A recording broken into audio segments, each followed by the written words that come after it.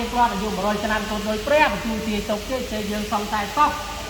រៀងរាល់ទៅមើលប្រកបគុណការទាំង3ជ័យជ័យទូទាំងរោគាជាទីជារាឲ្យសាឲ្យជាឲ្យបានស្បាយជ័យជ័យព្រះអន្តជាត្រើយ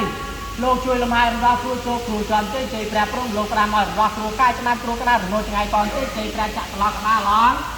អស់ជាងតងវងមកជួយរក្សារាសីជ័យជ័យព្រះមេត្តាយើងខ្ញុំសពថ្ងៃប្រាស្រ័យឲ្យជួយរក្សាជ័យជ័យជួទាំងទេវតាលោកជួយរក្សាយុជីវិតមនុស្សសាស្ត្រផងជ័យជ័យលោកព្រះសូននិងព្រះនរាព្រះកាត់ព្រះរាហូបងសូមលោកជួយរក្សាក្រងឲ្យញោមញាតិប្រុសស្រីរស់នៅលើលោកកៃនេះណាកុំឲ្យព្រួយចិត្តចិនដាទូទាំង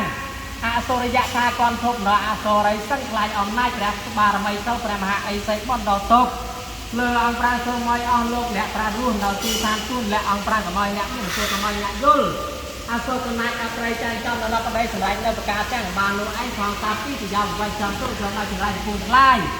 ប្រាចេញគឺថាចូលឲ្យជាវិញចេញឆ្ងាយទៅតាបរោគោវិយាសំទៅសូមឲ្យរោគទទួលរបស់នេះ